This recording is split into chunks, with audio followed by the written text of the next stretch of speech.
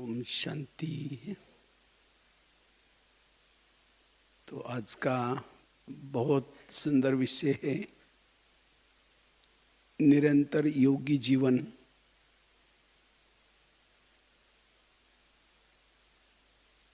आज की मुरली भी पूरा योग के बारे में थी। योग की महिमा बाबा ने योग का महत्व बताया पूरी मुरली में, क्योंकि योग के द्वारा ही हमारे अंदर परिवर्तन आएगा। योग के द्वारा हम स्वयं का तो परिवर्तन कर सकते हैं, लेकिन योग के द्वारा ही विश्व का भी परिवर्तन होगा। योग के द्वारा ही हम कर्मेंद्रिय जीत बन सकते हैं, कर्मातीत बन सकते हैं। योग के द्वारा ही हम वायुमंडल को शुद्ध बना सकते हैं। योग के द्वारा ही हम विकारों का सामना कर सकेंगे, विकार जीत बन सकेंगे। जिसके पास योग की अग्नि है, योग की अग्नि के द्वारा हम विकारों की अग्नि को बुझा सकते हैं। जिसके पास योग की अग्नि है वही विकारों की अग्नि को बुझा सकता है। योग के द्वारा ही हम अति इंद्रिय सुख का अनुभव कर सकते हैं। जिन्होंने योग के द्वारा अतीन्द्रिय सुख का अनुभव किया, उसको ये संसार और सारी संसार की बातें फीकी लगेगी। वो कभी भी आकर्षित नहीं हो सकता। संसार में भी किसी व्यक्ति की तरफ आकर्षित नहीं होगा। कोई भी वस्तु उसको आकर्षित नहीं कर सकती। कब? जब वो योग का अनुभव करता है, उसे ऑटोमेटिकली वैराग की स्थिति आती है, साक्षीपन की स्थिति आती है योग के द्वारा।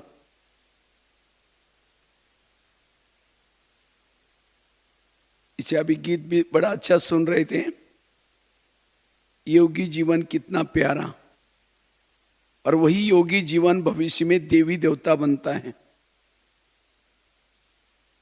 इसलिए वर्तमान समय संगम युग में हमें सबके प्यारे बनना है, देवी देवता बनना है, मुझ पद प्राप्त करना है। तो ये योग का सब्जेक्ट हमें पक्का करना है। और जिन्होंने योग के सब्जेक्ट को पक्का किया, देवताओं के संस्कार और देवताओं की संस्कृति अपना सकेंगे। कोई भी मुरली उठाओ, बाबा रोज कहते बच्चे मुझे याद करो, बच्चे मुझे याद करो। ये याद का सब्जेक्ट बाबा क्यों पक्का कराता है? क्योंकि इसके बिना हमारे में परिवर्तन नहीं आएगा। मैंने खुद अपने जीवन से देखा, जिन्होंने योग का सब्जेक्ट अच्छा किया, बाकी 3 सब्जेक्ट उसके अपने आप अच्छे हो जाएंगे। मैं जब शुरू में ज्ञान में आया था, हम 2 शब्द भी किसी को बोल नहीं सकते थे, निकलता नहीं था अंदर से। लेकिन जैसे योग के ऊपर अटेंशन दिया, वाणी सेवा भी अपने आप निकलती है योग के द्वारा। क्योंकि योग का सब्जेक्ट अच्छा करने से जो वाणी निकलेगी, अनुभव वाली वाणी होगी। योग के द्वारा धारणा का सब्जेक्ट भी अच्छा हो जाएगा अपने आप। और जिन्होंने योग की अनुभूति की है, सेवा तो उसके पीछे पीछे अपने आप आएगी। इसलिए हमें योग के सब्जेक्ट को अच्छा बनाना है। योग के द्वारा हम अपने जीवन को कौड़ी से हीरे के समान बना सकेंगे। योग के द्वारा ही वाणी में बल आता है, वाइब्रेशन फैला सकेंगे, जन्म जन्मांतर के विकर्म को विनाश कर सकेंगे। इतना ही नहीं, जिन्होंने योग को अपनाया, जिसके पास योग बल है, उससे कभी भी विकर्म नहीं होंगे। उसकी हर इंद्रिया उसके ऑर्डर प्रमाण चलेगी। योग की महिमा अपरंपार है।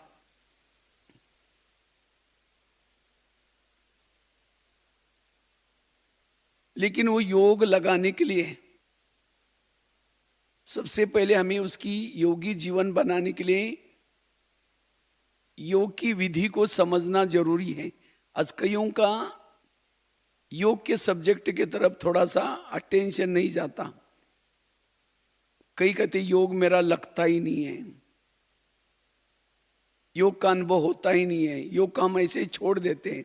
लेकिन नहीं, जैसे स्कूल कॉलेज में जिन बच्चों का इंग्लिश का सब्जेक्ट अच्छा है उसको अच्छा स्टूडेंट माना जाता है, या जिसका मैथ्स अच्छा है अच्छा स्टूडेंट माना जाता है।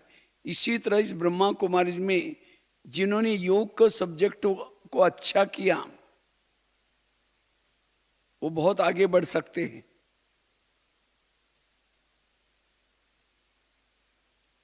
इसलिए हमें योग के सब्जेक्ट को डोंट केयर नहीं करना, लेकिन उसके तरफ ज्यादा ध्यान देना है, क्योंकि सारे परिवर्तन का आधार है योग।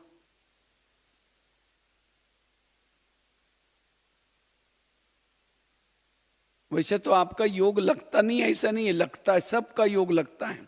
योग लगता है तब तो आप सेंटर पर आते हैं, योग लगता है तब तक आप बैच पहनते हैं, सफेद ड्रेस पहनते हैं, मधुबन में आते हैं। किसको मिलने के लिए आते हैं? तो बिना योग लगता है, लेकिन वो योग पावरफुल, विधि पूर्वक शक्तिशाली हमें बनाना है।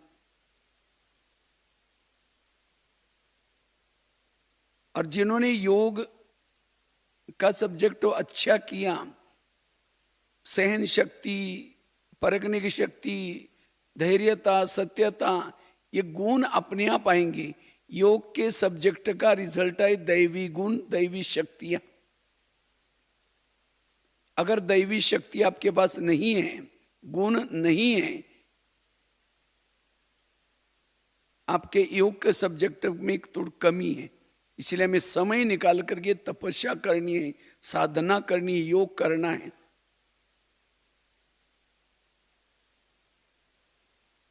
जितना योग का अभ्यास करेंगे उतना हमारी आत्मा की बैटरी चार्ज हो जाती है। सिवाय योग के आत्मा की बैटरी चार्ज ही नहीं होगी। और जिनकी आत्मा की बैटरी संगम युग में अच्छी तरह चार्ज हो जाएगी, उतना पद ऊंचा होगा। सतयुग में जो आत्मा की बैटरी 100% चार्ज चाहिए।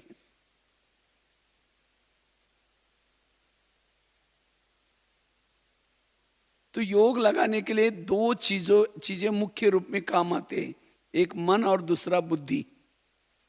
और योग एक दो है, ये जैसे एक कर्म योग है, दूसरा बैठ करके योग है। तो हमें इसमें भी दोनों भी कला सीखनी है। कर्म में योग लगाने की कला भी सीखनी है और बैठ करके योग लगाने की कला भी सीखनी है।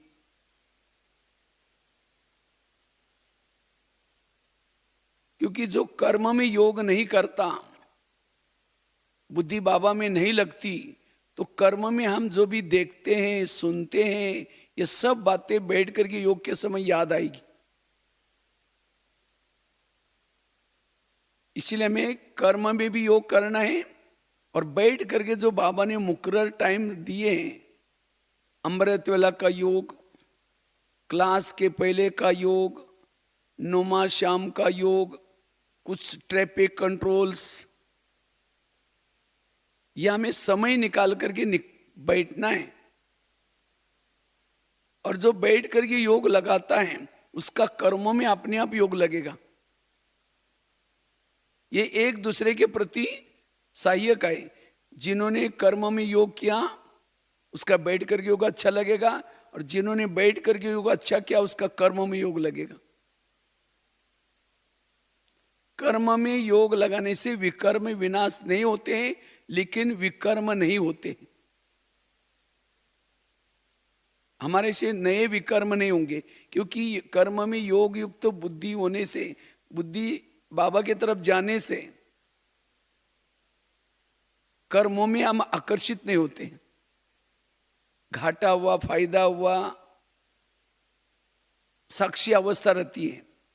और जो साक्षी अवस्था में योग में बैठता है, वो कर्म में जो देखा सुना, घाटा हुआ, फायदा हुआ, वो संकल्प नहीं चलेंगे। क्या देखा क्या सुना, वो संकल्प नहीं चलेंगे। फिर बैठ करके योग अच्छा लगेगा। इसीलिए कर्म में योग करना है, जिसे बैठ करके योग हमारा अच्छा लगेगा।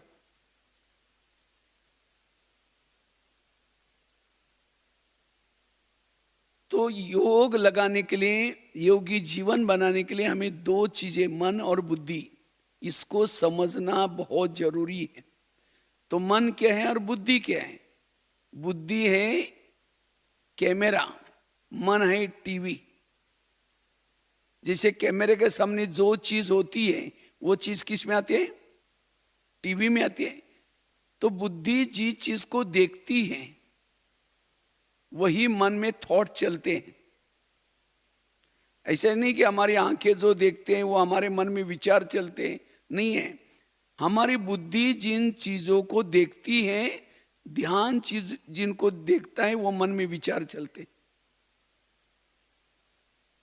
इसीलिए बुद्धि के ऊपर एक बाबा के सिवाय, ज्ञान के सिवाय किसी का भी प्रभाव ना हो। ये बाबा जो मुरली हम क्यों सुनते हैं? बच्चे, ये सारा इन आंखों के द्वारा जो देखते हैं वो विनाश होने वाला है, ये सब समाप्त होने वाला है, अब समय पूरा हुआ है, अब तुमको घर जाना है।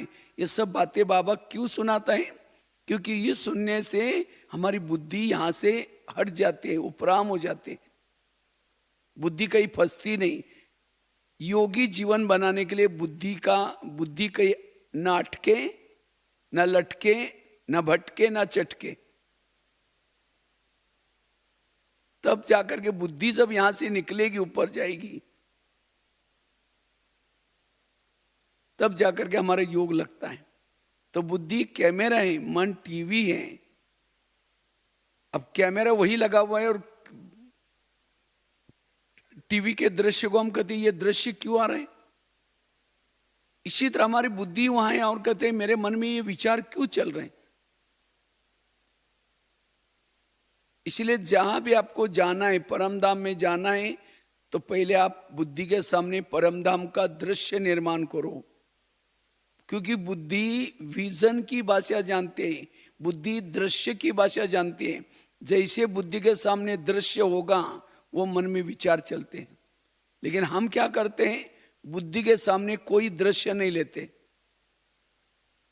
सीधा योग में बैठेंगे, शुरू करेंगे, मैं आत्मा हूं, शांत स्वरूप हूं, शक्ति स्वरूप हूं। समझो किसी को कहीं जाना है, किसी ने कुछ बोला है, उसका बुद्धि के ऊपर प्रभाव है, और हम आकर के योग में बैठ गए, विचार देना शुरू किया, मैं आत्मा हूं, शांत स्वरूप हूं, शक्ति स्वरूप हूं, आनंद स्वरूप हूं। फिर कुछ समय के बाद जब विचार देना बंद करेंगे, जो बुद्धि के सामने जहां जाना है, किसी ने कुछ बोला है, वो दृश्य सामने है, उसके विचार आना शुरू हो जाते। फिर हम सोचते ये क्या हो गया, मैं तो योग में हूं। फिर दोबारा विचार देंगे, मैं आत्मा हूं, शांत स्वरूप हूं, शक्ति स्वरूप। फिर कुछ समय के बाद फिर वही विचार आएंगे। ये क्यों हुआ? क्योंकि हमने बुद्धि को सेटिंग नहीं किया। इसलिए बुद्धि का बहुत बड़ा योग में महत्व रोल है। मन का भी बॉस है बुद्धि। मन का भी बॉस कौन है? बुद्धि। बुद्धि मालिक है, मन उसका नौकर है। अब इतना दिन हमें ज्ञान था ही नहीं, दिव्य बुद्धि थी नहीं, तो इतना दिन किसने चलाया? मन ने चलाया। जैसे अगर कोई मालिक नहीं होता है, उस समय नौकर सारा कारोबार चलाता है। जब मालिक आए फिर भी नौकरी चलाएगा। तो इसीलिए अब जो भी कुछ है बुद्धि के द्वारा हमें कार्य लेना है। बुद्धि एक प्रकार की गाय है, मन उसका बछड़ा है। जहां गाय जाते है बछड़ा उसके पीछे पीछे जाता है। गाय यहीं है, बछड़े को मार पिटाई करके दूर भगाओ, वापिस आएगा। इसी तरह हम क्या करते हैं, बुद्धि यही है और मन को कहते जाओ तुम परम धाम में जाओ, कोशिश करके भगाने की कोशिश, वो मन जाता ही नहीं, वापिस आता है गाय के पास, बुद्धि के पास आता है। इसलिए पहले ही बुद्धि को भेजना है, मन उसके पीछे। जिसको ही बाबा कहते हैं जहां हमारा ध्यान होगा वहां हमारा मन होगा। बुद्धि है वीडियो, मन है ऑडियो। ऑडियो और वीडियो जब दोनों इकट्ठे काम करते हैं तब योग में एकाग्रता आती है। दोनों एक साथ में काम करें तब एकाग्रता आती है, और उसी एकाग्रता में हमारे विकर्म विनाश होते हैं। लेकिन कभी कभी बुद्धि के ऊपर क्लियर पिक्चर्स नहीं आते, स्पष्ट परमधाम वगैरह नहीं दिखता। इन सब का कारण क्या है, सारा दिन मन में निगेटिव विचार, व्यर्थ विचार चलते हैं। उस व्यर्थ विचारों की धूल बुद्धि के ऊपर आते। इसलिए सारा दिन हमारे संकल्प समर्थ रहे, और ये कब रहेंगे, जब कर्म में योग युक्त स्थिति होगी, कर्म में बुद्धि बाबा की तरफ होगी।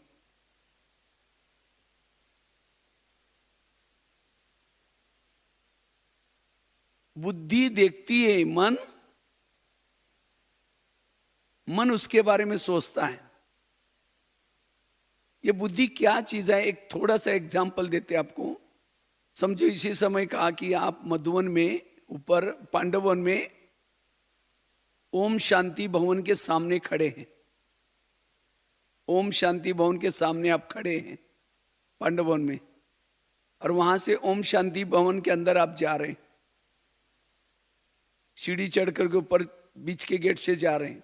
जैसे अंदर गए, एक बहुत सुंदर सोर का मॉडल बना हुआ है वहां, उसको देख करके आप अंदर एंट्री किया। अंदर बाबा का बीच में एक बहुत अच्छा ब्रह्मा बाबा का फोटो है, साइड पर सर्वात्माओं का पिता का चित्र है, एक साइड पर कृष्ण लीला का चित्र है। आप ओम शांति भवन देख करके नीचे पांडवन में आए, गेट पर वहां एक कृष्ण का गोले वाला चित्र है। वहां से आप शांति स्तंभ के पास गए। शांति स्तंभ मार्बल का बना हुआ है, उसमें लिखा है पवित्र स्तंभ, ज्ञान स्तंभ, शक्ति स्तंभ। वहां से आप धीरे से बाबा के झोपड़ी की तरफ जा रहे।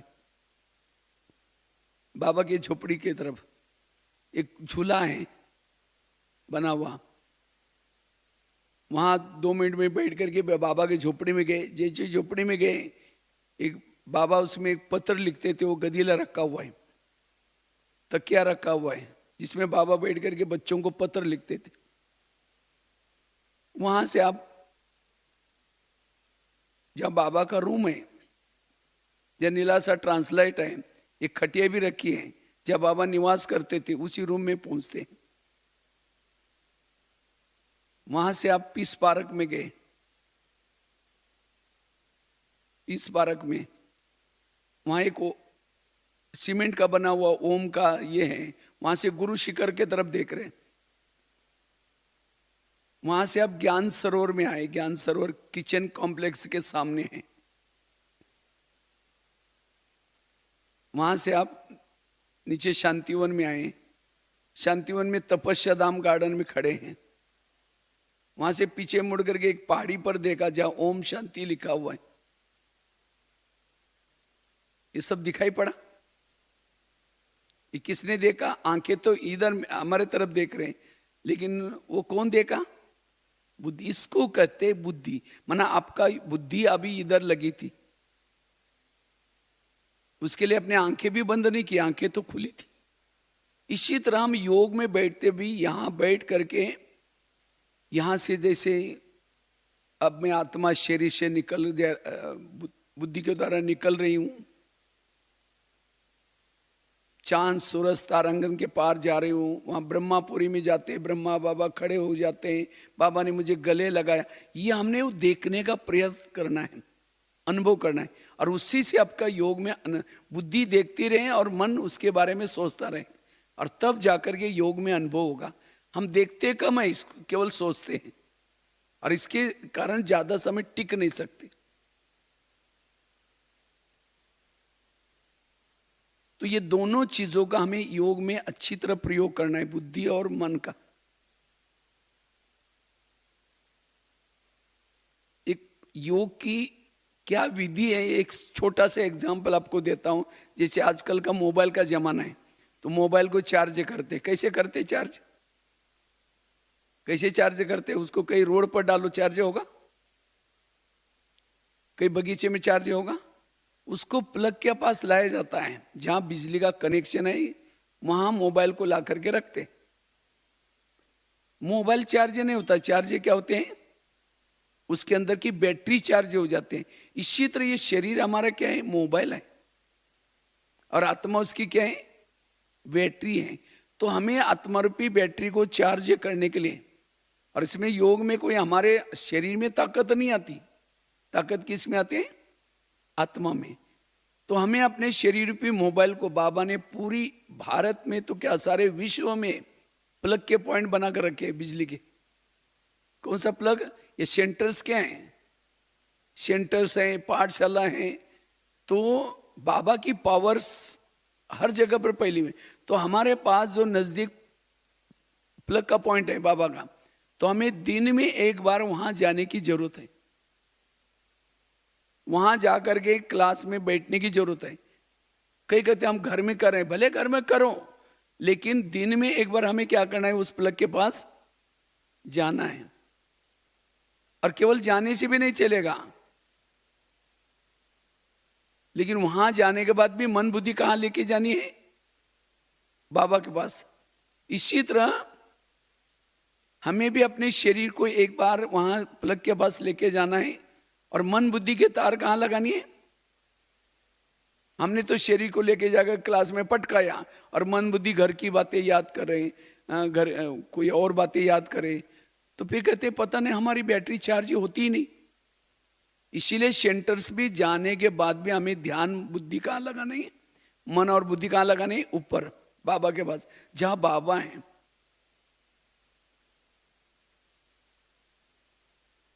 और साथ में केवल तारे डालने से भी नहीं चलेगा, दोनों भी तारे लगानी है। जैसे मोबाइल को प्लग के पास लाया, लेकिन एक तार डाली, दूसरी बाहर है, चार्ज होगा? दोनों भी तारे लगानी पड़ती हैं। इसी तरह हमें भी मन और बुद्धि, ये दोनों भी तारे बाबा के साथ जोड़नी है। अच्छा, दोनों तारे लगाई, लेकिन बाजू का बटन रात भर बंद था, बैटरी चार्ज होगी? इसी तरह हम भी आकर के क्लास में बैठ गए, मन बुद्धि लगाई, लेकिन स्मृति का स्विच ऑफ है, कुछ सोचा ही नहीं, डर के बैठे बस, तो कैसे चार्ज होंगे? इसीलिए स्विच चालू करना। स्विच अर्थात बाबा के उपकारों को याद करो, प्राप्तियों को याद करो।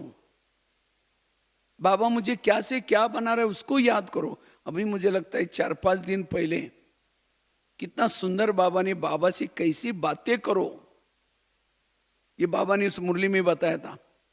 ओ मीठे बाबा, आपने मुझे क्या से क्या बनाया, बाबा हमें कितना ज्ञान नॉलेजफुल बनाया। कितनी बाबा से बातें करो, केवल चुप नहीं बैठो, क्योंकि जब तक बाबा से बातें नहीं करेंगे तब तक बाबा से स्नेह प्यार नहीं बढ़ेगा। इसीलिए स्विच चालू करना जरूरी है। कुछ उपकार है बाबा के हमारे पर, हाँ है उपकार। अगर एक एक उपकार को भी याद करो, आंखों से आंसू आएंगे। इतना बाबा ने हमारे ऊपर उपकार किया। अगर कोई व्यक्ति गटर में गिरा है और लोग क्या करे, थूक के जा रहे, नाक पकड़ करके जा रहे, कोई उठाने की तो छोड़ो, उसके तरफ कोई देख भी नहीं रहा, वो तो गिर रहे हैं, बिल्कुल चिल्ला रहे हैं, कई दिनों से पड़ा हुआ है। एक व्यक्ति आया, देखा ये गटर में गिरा हुआ है, तो वो सीधा उसके पास जाता है, और वो ये नहीं सोचता कि इसकी गंदगी मेरे को लगेगी, अगर मैं गटर में नीचे उतरूंगा तो मेरे कपड़े खराब हो जाएंगे। उसने कुछ नहीं सोचा, सीधा वहां उतरा गटर में और वहां से उसको निकाला। सबसे पहले उसको क्या किया, अपने गले लगाया, उसके आंखों के आंसू पोंछे और उठा करके सीधा ला करके एसी गाड़ी में रख दिया। ये नहीं सोचा मेरी गाड़ी खराब हो जाएगी, और ये भी नहीं सोचना कि अब जाओ तुम यहां से अपने घर में जाओ, ये भी नहीं कहा। घर में लाया, उसको नहलाया अपने हाथ से, नहला रहे, धुला रहे, मालिश पालिश कर रहे, दवाई पिला रहे। तो क्या वो गटर में गिरा हुआ व्यक्ति कभी भूलेगा उसको? कहेगा इन्होंने मुझे जिए दान दिया, मैं कभी नहीं भूल सकता हूं, स्वप्न में भी नहीं भूलेगा। इसी तरह आज हम भी 63 जन्मों से विकारों के गटर में गिरे थे। किसी ने उठाया? उठाने के तो छोड़ो, तो हर जन्म में हमें कितने मम्मी पापा, कितने बहन भाई, कितने हमें रिश्तेदारी मिले, उठाया किसी ने? उठाने के तो छोड़ो, और ये लात मार करके गिराया, हमने शादी की तुमको भी करनी पड़ेगी, और ये गिरा दिया। लेकिन परम धाम, कहाँ परम धाम? वहां से बाबा आया। कहाँ हमारी गली, कहाँ हमारा गांव, कहाँ रहते थे, और वहां से आकर के आपके खातिर, आपको उठाने के लिए कितने बहनों को सरेंडर किया, कितने बड़े बड़े प्रोग्राम किया। ये ज्ञान आपके पास ऐसा नहीं आया, कितनी उसके पीछे मेहनत है। खास मुझे ये ज्ञान देने के लिए बाबा वहां कैसे पहुंचा। जब योग में बैठ करके इन बातों को याद करो, आंखों से आंसू आएंगे, नींद कहाँ आएगी? हम कुछ नहीं, चुप ऐसे बैठ जाते हैं। इसीलिए जो योग में जो ताकत मिलनी चाहिए वो नहीं मिलती। वहां से हमें गटर से निकाला, ज्ञान का डमरू बजा बजा करके सारे भेद खोल दिया। मैं कौन हूं, तुम कौन है, तुम मेरा बच्चा हो। कितना प्यार से सेंटर पर लाया, 7 दिन तक नहलाया, इतने गंदे हो गए थे। और अभी भी टीचर बनकर के रोज परमधाम से आकर के पढ़ा रहे हैं। सदगुरु बनकर के हर पल आपके साथ में है। अगर एक दिन भी बाबा साथ में ना होता, इस नरक में, इस विकारी दुनिया में पवित्र कहां रह सकते? भले दिखता नहीं आपके पास, लेकिन वो हर पल आपके साथ में है।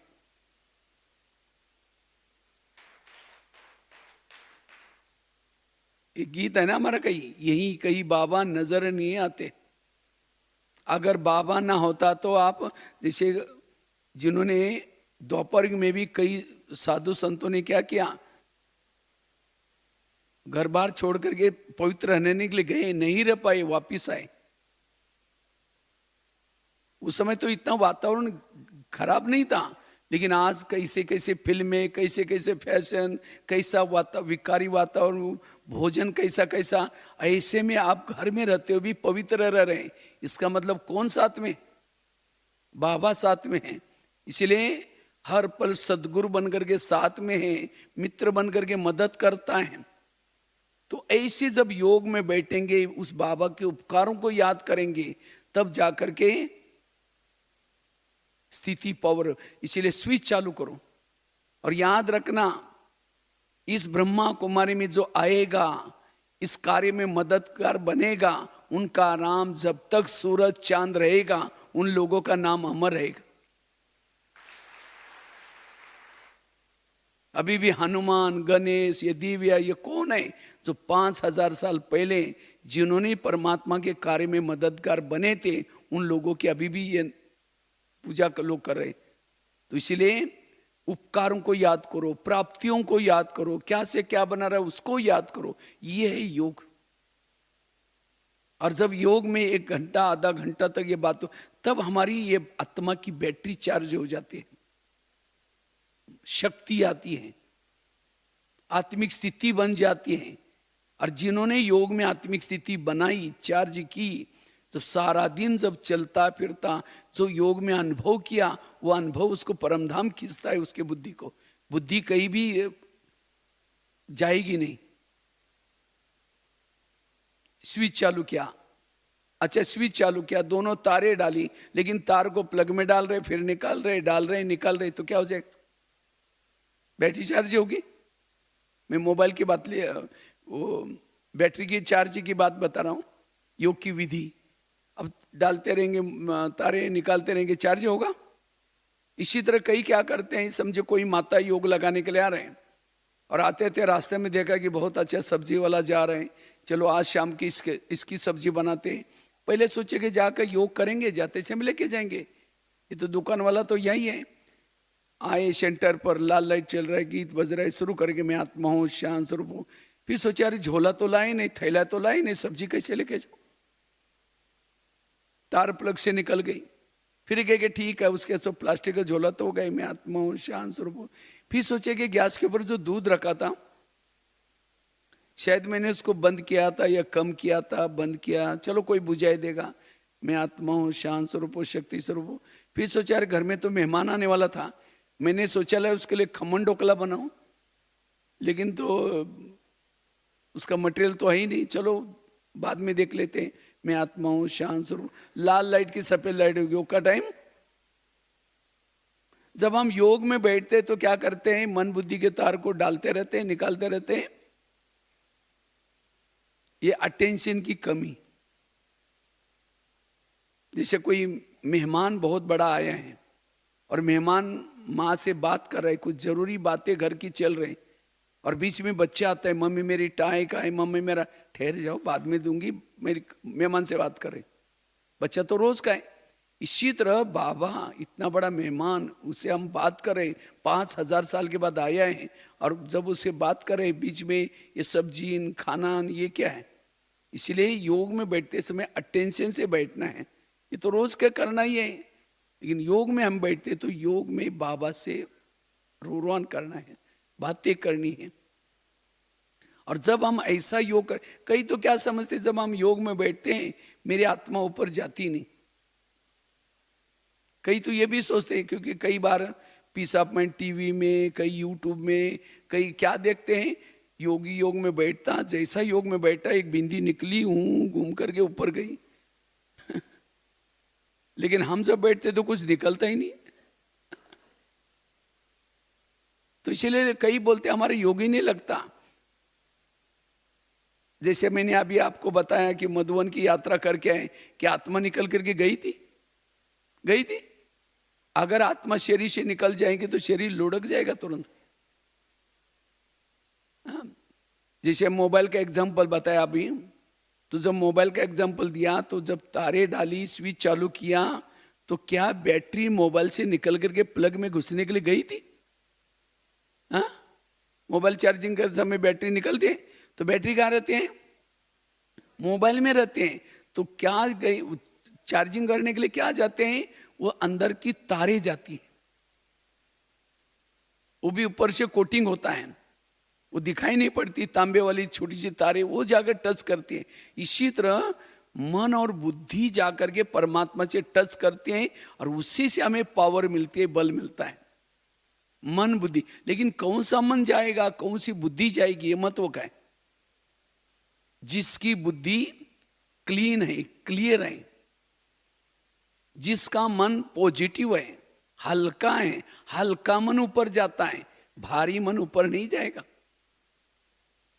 सारा दिन हम निगेटिव सोचते, ये क्यों करता है, उसने ऐसा क्यों किया, निगेटिव सोचेंगे तो निगेटिव वाला मन थोड़ी ऊपर जाएगा। इसीलिए जब हम ऐसा योग का अनुभव करते हैं तो सारा दिन हमारा योगी जीवन बहुत आकर्षित रहता है। ये जो विकार है, विकार हमारे से दूर रहते हैं। जैसे जिस घर में लाइट रहती है वहां भूत नहीं रहता, इसी तरह जिस शरीर में आत्मा का भान है वहां कोई भी विकारों का भूत नहीं रहेगा, सारे भूत भाग जाएंगे। भूत किससे डरता है? लाइट से डरता है। इसीलिए हमें योग को विधि पूर्वक करने की जरूरत है। पहले विधि पूर्वक, ये विधि आपको बताए सिंपल सा, इसमें कोई माताएं भी समझ सकते, बोली बोली माताएं भी। आजकल सबके पास मोबाइल रहता है। मोबाइल माना योग कैसे लगाना है, प्लग के पास तार आकर के बैठना, दोनों तारे डालना, स्विच चालू करना, तार को बार बार डालना निकालना नहीं, और बाबा के उपकारों को याद करना, प्राप्तियों को याद करना, सब, तब हमारा योग का अनुभव होगा। और हमारा रोज का योग 2-3 घंटा, 4, वैसे तो बाबा तो कहता है 4 घंटा, 8 घंटा बोलता है, 4 घंटा बैठ करके, चलो 8 घंटा 4 घंटा बैठ करके नहीं भी होता तो कम से कम 3-2 घंटा तो कर सकते हैं। अमृत वाला 1 घंटा क्लास के पहले हमें हर एक को आकर के आधा घंटा योग करना है। लेकिन हम कई सेंटर पर जाते हैं आजकल, कई भाई बहने क्लास के पहले योग में नहीं आएंगे। पहले 5 मिनट पहले आएंगे, 10 मिनट पहले आएंगे, उसके बाद सीधी मुरली सुन के जाते हैं। अगर केवल हमने मुरली सुनते हैं तो हमारे अंदर कंट्रोलिंग पावर, रूलिंग पावर नहीं आती। जो ज्ञान है वो धारणा में नहीं आता। इसीलिए क्लास के पहले योग बड़ा जरूरी है। बीज डालते हैं खेती में, उसे पहले क्या करते हैं, उसको हल चला करके खेती को तैयार करते हैं, बाद में डालते हैं। इसी तरह में क्लास के पहले भी हर एक को क्या करना है, थोड़ा सा समय निकाल करके योग करना जरूरी। नहीं तो जो क्लास के पहले योग नहीं करते उसका टाइटल क्या है, धृतराष्ट्र। धृतराष्ट्र मतलब आंखों से अंधा नहीं, पता ही कि रॉन्ग है, पता ही कि नहीं करना चाहिए, तो भी वो कर लेता है, क्योंकि कंट्रोलिंग पावर नहीं है। इसलिए हमें क्लास, और आजकल तो बाबा कहते हैं सेंटर को चैतन्य में मंदिर बनाओ। तो वो मंदिर कब बनेगा, जब संगठन में हम योग करेंगे। संगठन का योग कब मिलता है, क्लास के पहले मिलता है। बाकी तो हम घरों में, अमृत वाला घरों में करते हैं, नुमा शाम घरों में करते हैं। और एक लकड़ियां सारी जल रहे हैं, एक गीली लकड़ी है, उस गीली लकड़ी को उसमें डाल दो, वो भी क्या हो जाएगी। अगर किसी का योग नहीं लगता, संगठन में आकर के योग करो तो अपने आप योग लगेगा। इसीलिए हमें क्लास के पहले योग, रात को सोने से पहले थोड़ा सा 15-20 मिनट योग करना है। नुमा शाम का योग, बीच में से ट्रैफिक कंट्रोल चलते हैं, उसमें भी अगर ये तो टोटल तो गिनेंगे तो 2-3 घंटा तो हो ही जाएगा। कहने का मतलब मैं बैठ करके योग करने का क्या करना है, इंटरेस्ट लेना है। और तब जाकर के जो बाबा जितनी भी धारणा बताता है, श्रीमत बताता है, वो हमारे धारणा में आएगा। हमारा जीवन एक दुनिया वालों से आकर्षित नजर आएगा। लेकिन योग लगाने के लिए कुछ धारणाएं भी जरूरी है।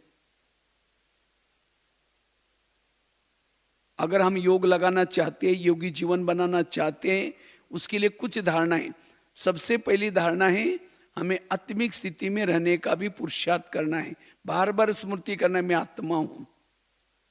योग में बैठते समय अगर आत्मिक स्थिति में नहीं बैठेंगे, केवल सोचते ही रहेंगे, तो भी योग का अनुभव नहीं होगा। एक भाई ने मुझे कहीं बाहर गया था तो क्वेश्चन पूछा था, बीके भाई था, कहता है भाई साहब कोई बर्फ के साथ पास जाता है तो क्या अनुभव होता है। ठंडा का अनुभव होता है, शीतलता का अनुभव होता है। कोई उसके लिए कमेंट्री करने की जरूरत नहीं, ओ कितना ठंडा है, कितना बोलने की जरूरत नहीं। कोई अमीर हो गरीब हो, सबको अनुभव होगा। अगर कोई गर्मी के पास जाएगा, आग के पास जाएगा तो क्या अनुभव होगा।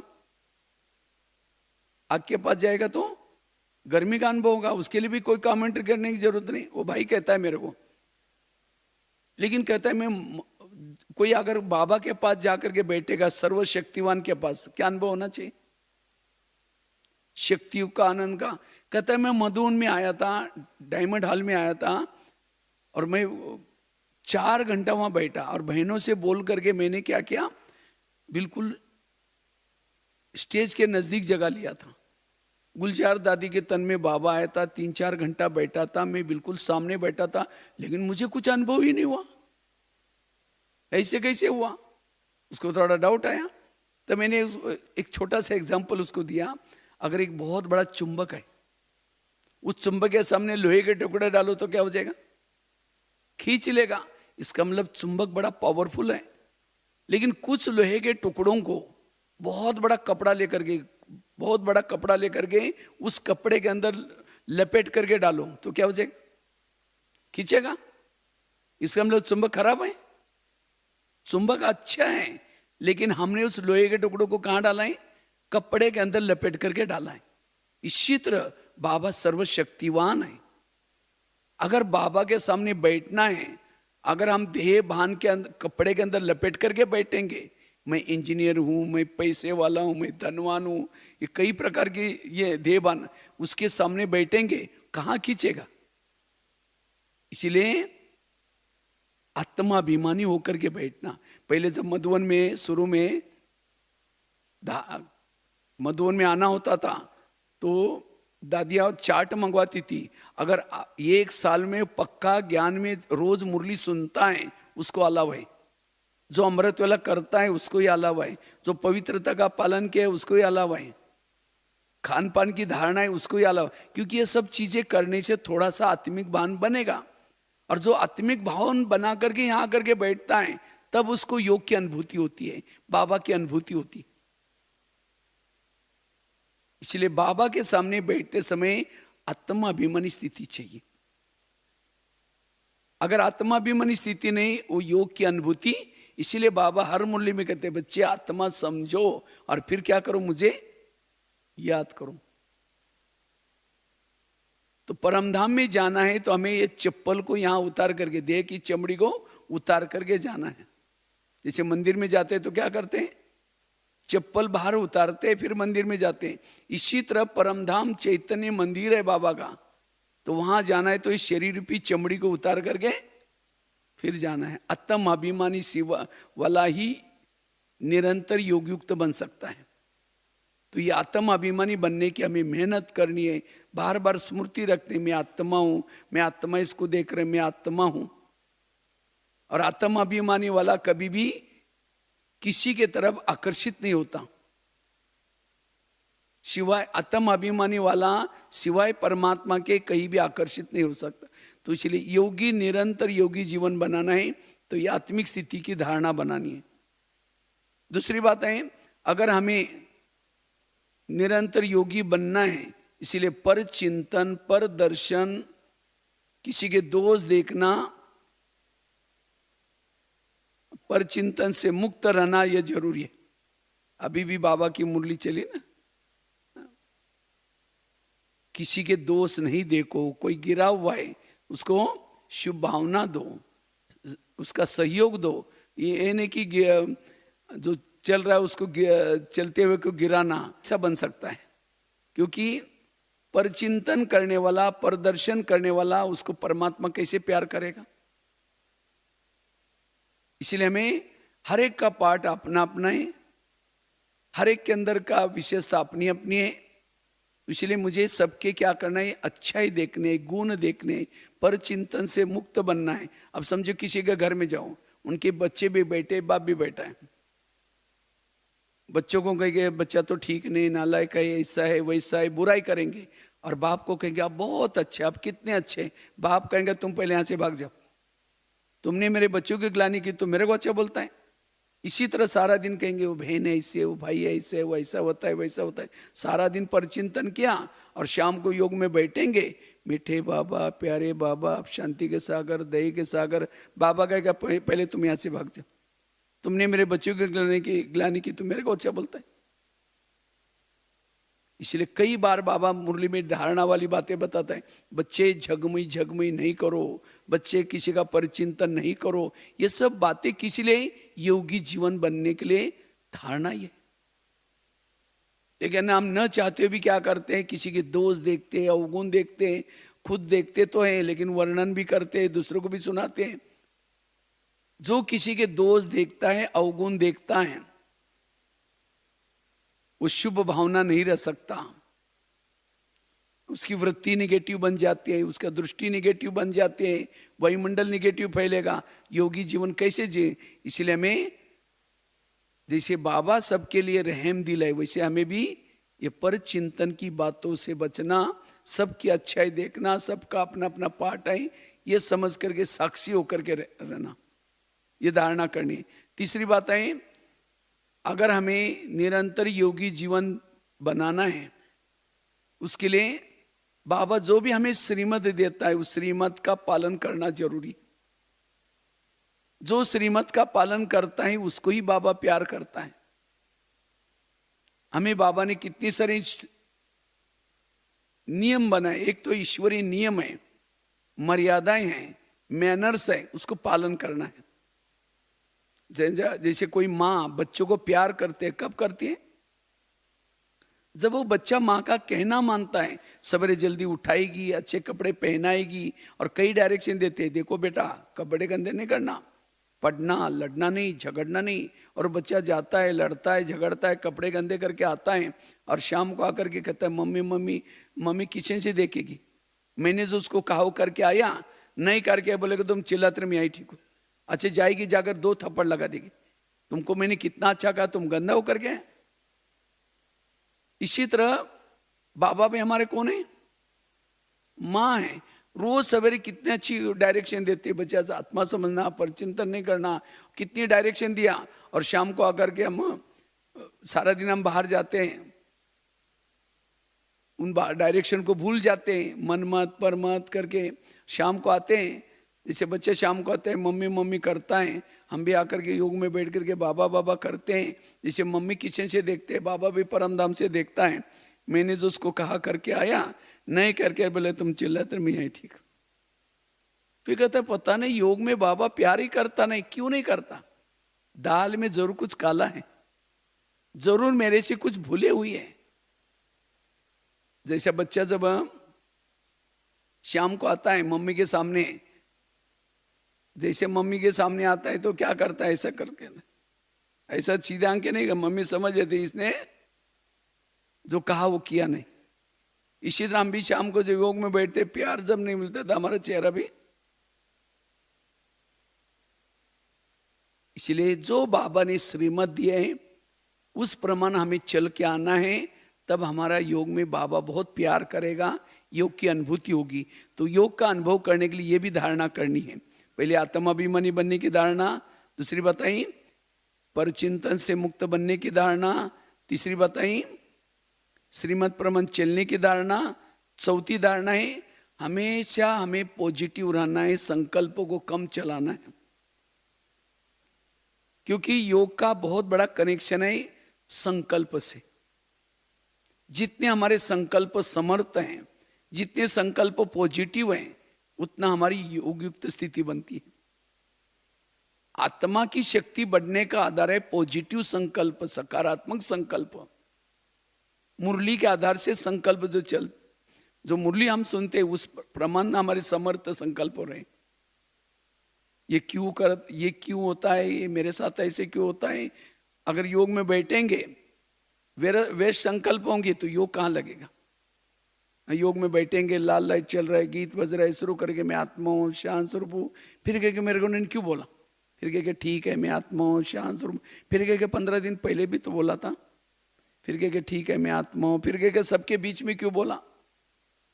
अगर ऐसे वे संकल्प हैं तो योग में क्या अनुभव होगा। इसलिए बाबा ने टोटल जो ब्रह्मा कुमारी का जो बाबा का ज्ञान है, संकल्प को समर्थ बनाने के लिए ज्ञान है, पॉजिटिव सोचने के लिए ज्ञान है। आज मेरे साथ जो कुछ हो रहा है ये सब मेरे ही पिछले जन्म के कर्मों का हिसाब किताब है। अगर पति ने मुझे तंग किया तो भी मेरे संकल्प ना चले, क्यों तंग किया, क्योंकि टाली कभी एक हाथ से, टाली के लिए कितना चाहिए, 2 अच्छे। अगर मेरे साथ जो वर्तमान में जो कुछ व्यवहार हो रहा है, जो भी घटना आ रही, परिस्थिति आ रहे, मेरे कर्मों के आधार से आ रहे हैं। इसीलिए मुझे उस समय संकल्प नहीं चलाना, पॉजिटिव रहना, और तब जाकर के कर्म योगी स्थिति रहेगी और बैठ करके भी योग लगेगा अच्छा। इसलिए संकल्पों को कम चलाना, जो हुआ अच्छा हुआ, ड्रामा रिपीट हो रहा है, निगेटिव को पॉजिटिव बनाना। और जितना संकल्पों को बचाएंगे, अपनी ऊर्जा को बचाएंगे, उतना आपका योग युक्त स्थिति आप बना सकेंगे, आपका योगी जीवन चलेगा। इसलिए संकल्पों को बचाने की कला सीखनी है, ये धारणा करनी है। 5वीं धारणा है, अगर मुझे योगी जीवन जीना है, मुझे सारा दिन सबकी दुआएं लेनी है। मुझे कोई ऐसा काम नहीं करना जिसे मुझे कोई बददुआई दे, जिसे मेरे कारण किसी के संकल्प चले, क्योंकि दुआएं परमधाम जाने का विमान है। परमधाम जाने का विमान क्या है, दुआएं। अगर ये विमान ही नहीं आपके पास तो आप परमधाम में कैसे जाएंगे बाबा के पास। समझो कोई सास है, बहू को तंग करके झगड़ा करके आकर के योग में बैठी है, अब वो बहू के संकल्प चल रहे हैं और ये ऊपर उड़ रहे, कैसे जाएगी ऊपर? ये बाबा हमको ये सेवा करने के लिए, सेवा के लिए जो साधन दिया है, ये सेवा भी किसी लिए योग युक्त स्थिति बन, क्योंकि सेवा करने से दुआएं मिलती हैं। अगर कोई अंधा है, उस अंधे को अगर हम रास्ता दिखाते हैं, कितना दुआएं देगा। अगर किसी को हम, जो कोई आत्मा भटक रहे इधर उधर, उसको बाबा का सही रास्ता दिखाया, कितना आपकी दुआएं देंगे आपको। इसलिए जो दुआएं जितनी होंगी उतना आपके पास योग आपका लगेगा। इसलिए मैं दुआएं लेनी है, मेरे कारण किसी का संकल्प ना चलिए, ध्यान दें। छठी धारणा है, अगर मुझे योग युक्त बनना है, सारा दिन मुझे स्वराज्य अधिकारी बनकर के रहना है। जितना सारा दिन आपकी इंद्रियां आपके वश में रहेगी, हर इंद्रिया श्रीमत प्रमाण चलेंगी। आंखों से क्या देखना है, कान से क्या सुनना है, मुख से क्या बोलना है, मन से क्या सोचना है, ये सारे इंद्रियों के लिए नियम है। अब हर इंद्रिया अपनी अपनी ड्यूटी एक्यूरेट करेगी। शाम को जब योग में बैठेंगे, योग अपने आप अच्छा लगेगा। आंखों ने गलत देखा है, कान ने गलत सुना है, योग में बैठेंगे वही याद आता है, योग कहाँ लगेगा। इसलिए स्वराज्य अधिकारी, जैसे ब्रह्मा बाबा रोज अपने इंद्रियों का दरबार लगाते थे, इसी तरह हमें भी क्या करना है, रोज सवेरे इंद्रियों को पहले ऑर्डर देना है कि आज गलत देखना नहीं, गलत सुनना नहीं, और फिर रात के समय चेक करना है। अगर कोई कर्म इंद्रिया गलत देखती है, सुनती है, उसको सजा देना। लेकिन हम कभी ना ऑर्डर देते ना सजा देते किसी को। अंधेरी नगरी चौपट राजा, टके सरबाजी टके सर खाजा। तो योगी जीवन कैसा बनेगा फिर? इसीलिए बाबा कहते हैं स्वयं को बदलो, स्वयं का परिवर्तन करो। स्वयं का परिवर्तन मतलब बैच पहन लिया, सफेद ड्रेस पहन लिया, ये तो ऊपर का परिवर्तन हो गया। स्वयं का परिवर्तन करना अर्थात हर इंद्रियों को श्रीमत प्रमाण चलाना। Charity begins at home. आप अपने घर को सुधारो। घर मतलब लौकिक नहीं, ये शरीर आत्मा का घर है। तो हर इंद्रियों को ज्ञान युक्त तो चलाना। और जो ये धारणा करता है उसका योग क्यों नहीं लगेगा? अपने आप योग लगेगा। लेकिन हम इसके तरफ सारा दिन ध्यान नहीं देते हैं और फिर योग में बैठते, तो योग में जो अनुभव होना चाहिए वो नहीं होता। इसलिए स्वराज्य अधिकारी की धारणा, ये छठी बात है। सातवीं बात है, अगर हमें योगी जीवन बनाना है, निरंतर योगी बनना है, अपने संस्कारों को परिवर्तन करना। ये संस्कार अगर गलत संस्कार हो गए तो आपको योग में डिस्टर्ब करेंगे। जैसे पहले जमाने में कुछ एक कंप्यूटर में पेज मेकर फाइल आती थी। पेज मेकर, जो कंप्यूटर चलाने जानते हो उनको पता है, कंप्यूटर के पेज मेकर फाइल आते हैं। अगर पेज मेकर को फाइल को खोलना है, उसकी कुछ सपोर्ट फाइल होती है, अगर उसको डिलीट करेंगे पेज मेकर क्या खोलेगा। इसी तरह हमें योग लगाना है तो ये कुछ सपोर्ट बातें हैं। आत्माभिमानी बनना, परचिंतन से मुक्त बनना, श्रीमत प्रमाण चलना, दुआएं लेना, ये सब चीजें की सपोर्ट बातें हैं। अगर ये आप धारणा में नहीं करेंगे तो योग लगेगा कहाँ? इसलिए योग, निरंतर योगी बनने के लिए ये बातें जरूरी है। इसलिए संस्कारों का परिवर्तन। अगर हम कोई संस्कार के वश हो जाते हैं तो इंद्रियों के वश हो जाते हैं। संस्कार के वश होने से की कमाई हमारी चट हो जाती है। संस्कार जो हारा हुआ कभी खुश नहीं रह सकता फिर।